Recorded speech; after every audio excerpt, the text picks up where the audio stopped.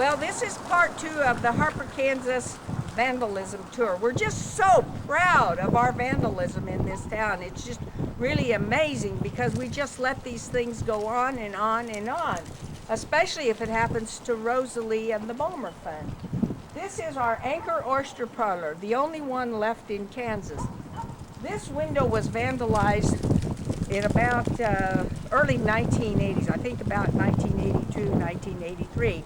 I heard the sheriff's report who had done it, but nothing was ever done about it. We were, at the time I still owned the building, had not formed the Bomer Fund yet, and I heard the report that said of who did it.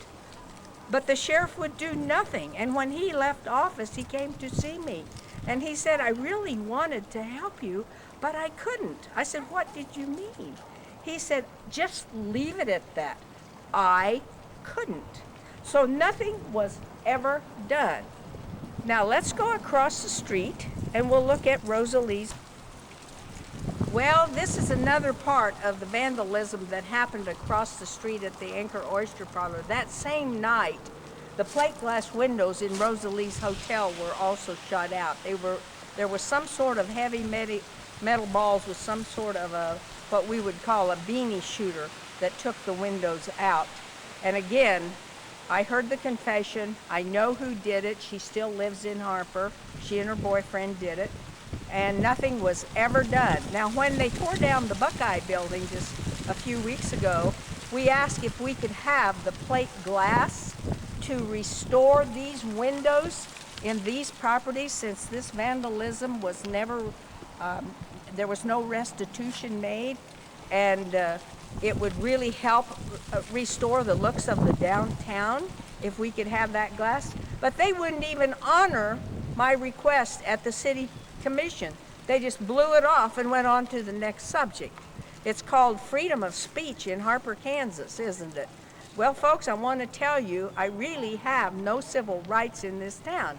Now let's go to the back, and I want to show you the fence that I have lived behind for my protection. 30 seconds.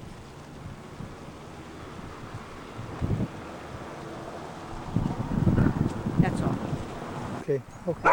This wrought iron fence was ordered and paid for by the Bomer Fund, who now owns this historic hotel, after the vandalism against me increased and never ceased, and there was never restitution. So they erected this wrought iron fence so that I have a halfway safe place to live, because I am the caretaker of the properties.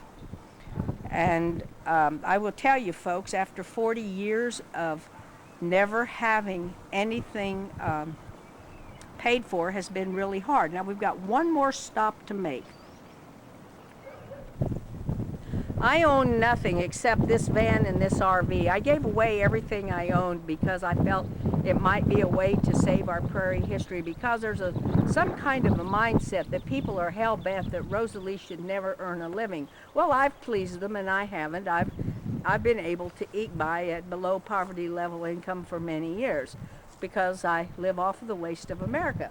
Here is another example of recent vandalism. This windshield was broken out, and of course, nothing was ever done. They don't know who does these things, and even if they did, there would never be restitution. So now this van, along with the trailer that the city stole from us with our goods on it, has now made it next to impossible for the Bomer Fund to earn any income from a little traveling flea market that I would take occasionally to festivals and fairs in other towns. And like I said, this and the RV are my only two possessions, and I am planning to sell them if anybody wants these, because I'm not going to be allowed to own property in this town as long as these people are still running the place. This is one of the latest rounds of vandalism where the Bomer Fund's little old car was keyed. No big deal. That's one reason for always driving old cars, that you just don't have to get upset over anything. But what was kind of frightening is that this hole in the window was made while I sat in the office one night working. It probably was not a bullet, so the officers who did come told me, I'm not sure if they filed a report or not because I have never seen it. And of course nothing will ever be done, and even if they know who does it, restitution will not be made. The price of vandalism to the Bomber Fund and to me through the years has just been horrendous, not to mention what it does to the appearance of the town, what it does to a person's spirit, what it does to the people in the community, because now if you say the name of Rosalea, it's like, oh, Rosalea, and I have no respect, no value. Everything I have done is for naught, so it appears. But I still believe that if you do the right thing, you never give up, that good will indeed prevail one day. It may not happen in my lifetime, but I believe it will.